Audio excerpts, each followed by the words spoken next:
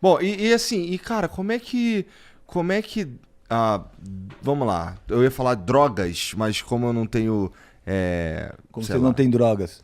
como eu não tenho drogas, mas assim, vamos lá, vamos falar do THC que já falamos várias vezes, e THC é o que está mais perto aí de haver um debate para que haja, Sim, não perfeito. sei se é o THC, bom, tudo bem. É, a existência, vamos lá, o uso do THC, é, ele é muito prejudicial para o cérebro? Sim e não. Sim e não. Bom, primeira Não, coisa. tá. Eu Vamos lá. não tô falando de CBD, tô falando de THC, Isso. chapar.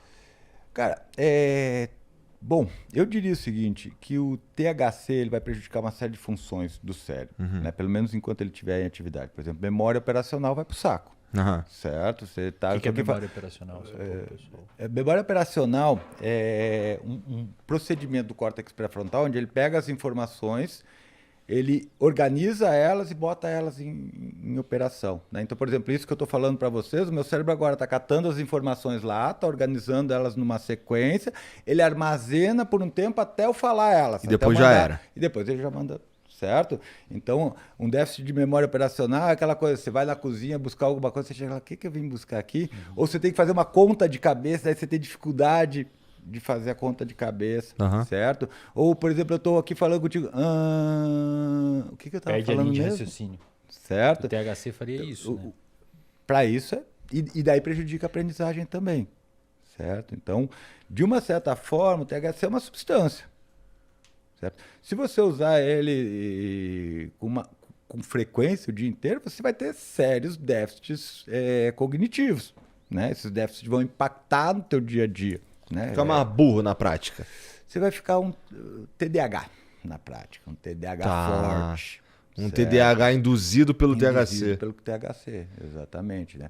Mas Como vamos lá, um cara que fuma 3 baseado por dia ao longo de 5 anos, aí ele para.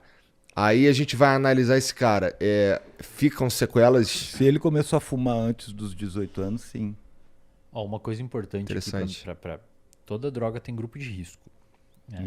Perfeito. Cara, Cocaína, eu não tô dizendo, anfetamina.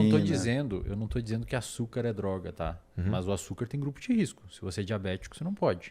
Leite tem grupo de risco. Se você é intolerante à lactose, você não pode usar. Em todas as álcool tem grupo de risco, mas em qualquer fase da vida que você usar álcool, maconha ou qualquer droga, você vai ter déficit. Não é inócuo, não vai passar pelo seu organismo e sair Batidão, sem né? Vai afetar o teu sistema se nervoso você central. tomar Menor antidepressivo, dose. se você tomar antidepressivo, também tem efeito colateral. Outros medicamentos têm efeito colateral, o fígado sobrecarrega, etc. A cannabis, a gente sabe hoje que adolescentes, que é estranho porque é em grande maioria quem mais usa, não pode, cara. Adolescente não pode, porque o cérebro é muito... Lembra da plasticidade? O cérebro é muito mais na adolescência. O cérebro deixa de ser muito plástico por volta dos 25 anos.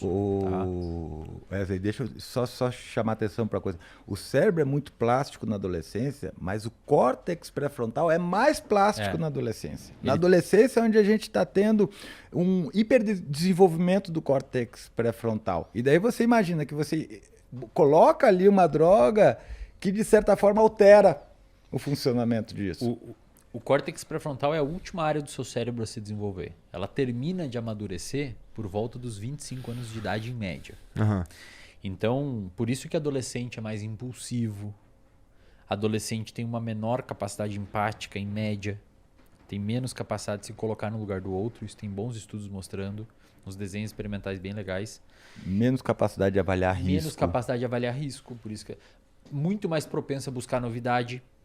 Mas aí o que pode ser novidade? Pode ser morar numa outra cidade para fazer uma faculdade, ou pode ser usar droga, pegar o carro escondido e sair dirigir um carro escondido, etc. Adolescente, cara, não pode, velho. É grupo de risco ferradíssimo para uso de cannabis. Basicamente, eu vou transformar o meu cérebro de uma forma que não era para ele Você ter tá sido para aquele marretando uma lado. área mole.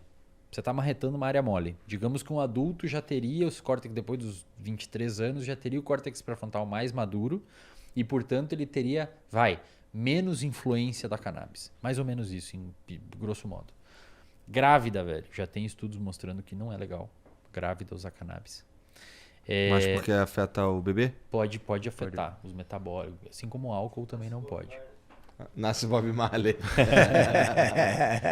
Então, assim, tem pessoas que têm transtorno psiquiátrico ou um parente com transtorno psiquiátrico, principalmente que envolva Quem tem psicose. Casos de esquizofrenia na família, bipolar, transtorno bipolar. Transtorno do pânico. Você pode abrir o quadro. Às vezes está latente, aí você começa a usar a substância, abre o quadro. Às vezes uma única vez. E, cara, eu já peguei muito paciente com transtorno de pânico. Isso. Fumou um baseado, teve uma crise de pânico, velho. Transtorno de pânico. Tem uma das bizarro, coisas que cara. mais ativa transtorno de pânico é maconha. Cara, é bizarro assim, velho. Também tem vários pacientes que E tiveram... aí depois o paciente fica agorafóbico. Isso. Ele fica com ansiedade social ou com medo de sair em lugares abertos, porque como ele teve a crise de pânico e foi um momento que ele acha que vai morrer, é muito externalizante. O cara tá no shopping ou tá com os amigos, ele acha que vai morrer, cara. O coração pá. Ele acha que alguma coisa vai acontecer, ele vai morrer. Aí ele fica meio que traumatizado com aquilo ali e começa a ter medo de ir em lugares... Tipo, eu não vou lá comer no shopping porque vai que eu tenha isso lá no meio da praça de alimentação e passe vergonha. É só não fumar um baseado nesse processo, né? Mas ele fica com medo, né, velho? A gata escaldada tem medo de água Cara, quente. deixa eu falar um Curioso negócio. isso, cara. Por que será que acontece isso? O quê? O pânico na maconha. Cara, eu não tenho certeza disso, mas uma vez numa aula com o Takahashi, você chegou a ter aula com o Takahashi? Conheço o Takahashi. O Takahashi ele foi Tive meu aula professor com ele, de mas psicofarmacologia. E ele falou para mim que é dose dependente. Que se a dose for muito alta, ela pode aumentar a ansiedade. Saquei. É a única informação que eu tenho. Saquei. Mas eu sei de pessoas que são usuários de maconha e ficam de boa, e de repente tem uma crise de ansiedade, daí não param de usar, depois voltam a usar e ficam de boa de novo. Mas, cara, eu vou te falar, é impressionante a quantidade de pessoas que têm ataque de pânico usando maconha e você vai ver no comentário depois, você vai ver quanto de gente que vai falar disso. Que vai falar disso. Mas existe um cenário em que ela existe a possibilidade, no entanto, dela ser só não ter nenhum efeito perene. Não, efeito vai ter, cara. Aí vai do que você tá usando com o risco que você aceita usar. Tipo álcool. Álcool tem risco pra caralho. Eu diria o seguinte, é difícil de você avaliar isso. Hoje a gente não tem evidências de que depois de descontinuado o uso, o paciente vai ter complicações, digamos assim, que durem muito tempo. Uhum. Mas isso pode ser o modelo experimental que a gente está usando, o modelo de pesquisa que a gente está usando para avaliar isso. O que eu diria para você, cara, é que qualquer substância que entre em contato com os neurônios, certo? Ela tem um potencial muito grande para mudar a forma como esses neurônios se relacionam entre si. Tá. Ou seja, as nossas conexões neurais. Uma coisa que a gente chama de engramas.